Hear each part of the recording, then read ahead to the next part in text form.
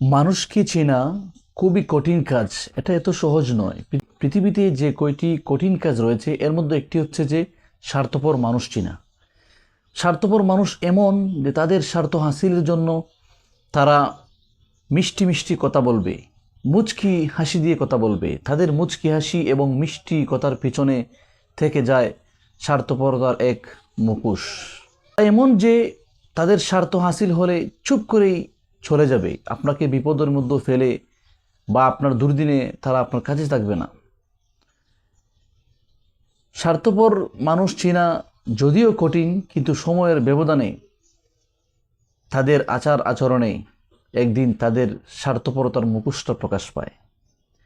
স্বার্থপর মানুষকে চিনতে আয়নার প্রয়োজন নেই, শুধু সময়ের প্রয়োজন। একটু অপেক্ষা করলেই আজ না হয় কাল তাদের স্বার্থপরতার যে কালো মুখোশটা আছে অবশ্যই অবশ্যই আমাদের কাছে বা আমাদের নিকট প্রকাশ পাবে।